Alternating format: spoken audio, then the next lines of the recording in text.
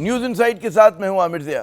اصولی طور پہ عمران خان کی اہلیہ اور ان کی بہنوں کی ضمانت اور رہائی پر کسی قسم کی قیاس آرائیوں اور سوال نہیں ہونے چاہیے تھے۔ عدالتیں فیصلے انصاف پر کرتی ہیں، نہ کہ سیاسی مصلحتوں پہ یا کسی کی پسند ناپسند پر۔ لیکن پاکستان کا معاملہ ہی دوسرا ہے۔ یہاں حکومت سے وابستہ افراد از خود جو ہے اشارے کنایوں میں تاثر دینے کی کوشش کر رہے ہیں کہ عمران خان کی اہلیہ، بہنوں اور 500 سے زیادہ کارکنوں کی ضمانت پر رہائی کے پیچھے کسی قسم کا سمجھوتا کار فرما ہے، جسے عرف عام میں ڈیل اور ریلیف کہا جاتا ہے۔ خواجہ آصف نے گزشتہ روز سماجی میڈیا پلیٹ فارم ایکس پر اپنی ایک پوسٹ میں لکھا کہ بشرا بی بی کی ضمانت پر رہائی اور پھر پشاور جانا معمول کی کارروائی نہیں ہے۔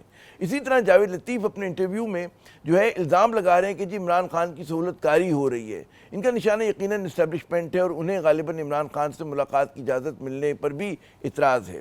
گورنر خیبر پختونخوا فیصل کریم کنڈی صاحب نے پشاور میں جو ہے میڈیا سے گفتگو کرتے ہوئے کہا کہ بشرا بی بی کی رہائی میں صوبے کے وزیر اعلیٰ علی امین گنڈا پور کا ہاتھ ہو سکتا ہے۔ حکومتی حلقوں کی جانب سے اس قسم کے بیانات نے پاکستان تحریک انصاف کو وضاحتیں دینے اور ڈیل کی خبروں کو جو ہے تردید کرنے پہ مجبور کر دیا ہے۔ قومی اسمبلی میں قائد حزب اختلاف عمر ایوب صاحب کا کہنا ہے کہ بشرا بی بی کو میرٹ پر بری کیا گیا اور بہت جلد عمران خان بھی رہا ہوں گے۔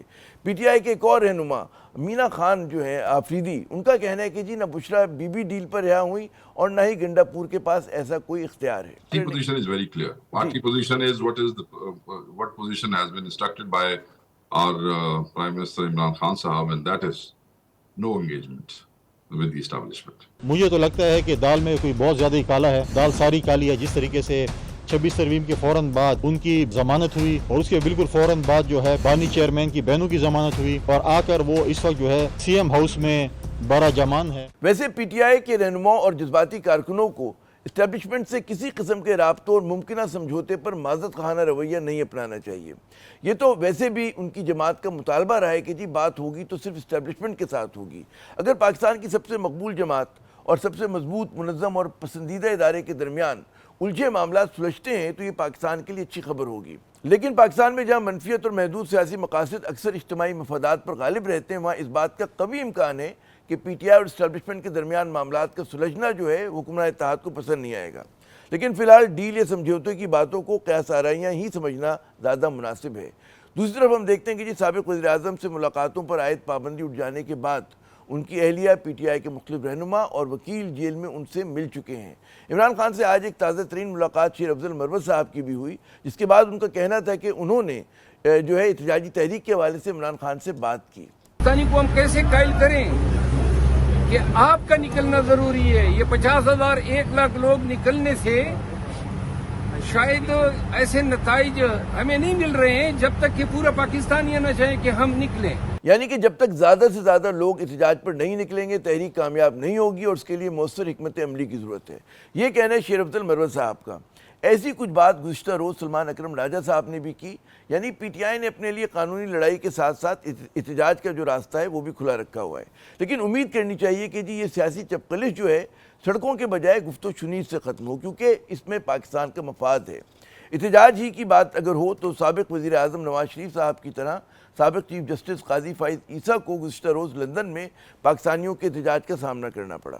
قاضی فائز کے معاملے میں بدمزگی کچھ زیادہ ہو گئی، اسی لیے وزارت داخلہ نے سابق چیف جسٹس ہائی کمیشن کی گاڑی پر حملے کا نوٹس لیا اور وزیر داخلہ محسن نقوی نے حملہ آوروں کی شناخت اور ان کے خلاف مقدمہ درج کرنے کا حکم بھی دے دیا اور ساتھ ساتھ ان کے شناختی کارڈ اور پاسپورٹ منسوخ کرنے کی بھی ہدایت دی ہے۔ محسن نقوی صاحب کا کہنا ہے کہ ایسے واقعات پر خاموش نہیں بیٹھ سکتے۔ مسئلہ یہ ہے لیکن کہ بیرون ملک مقیم پاکستانیوں کی کثیر تعداد جو ہے وہ موجودہ حکومت سے نالاں ہے، اور یہ بھی حقیقت ہے کہ بہت سے پاکستانی تسلسل کے ساتھ شریف خاندان کی لندن کی جو ان کی رہائش گاہ ہے ایون فیلڈ، اس کے باہر جو احتجاج کرتے رہتے ہیں۔ وزیر داخلہ کا غصہ اپنی جگہ، لیکن بیرون ملک پاکستانیوں میں احتجاجی سیاست کے خاتمے کے لیے ضروری ہے کہ پاکستان میں سیاسی حدت میں کمی آئے، لیکن ایسا ممکن نہیں لگ رہا کیونکہ حکومت جو ہے وہ اعلیٰ عدلیہ کے معاملات میں مزید چھیڑ چھاڑ کا سوچ رہی ہے اور متنازع 26ویں آئینی ترمیم کے بعد سپریم کورٹ میں ججوں کی تعداد کو 17 سے بڑھا کر 23 کرنے جا رہی ہے۔ اسی تناظر میں جسٹس اطہر من اللہ صاحب کی جو معلومات تک رسائی کا مقدمہ ہے، اس میں جو ان کا اضافی نوٹ ہے وہ آپ نظر انداز نہیں کر سکتے۔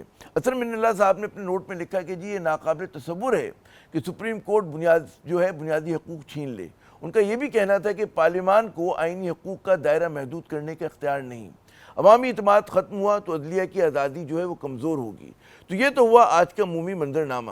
ہمارے آج کے پہلے مہمان پاکستان تحریک انصاف کے سینئر رہنما محترم رؤف حسن صاحب۔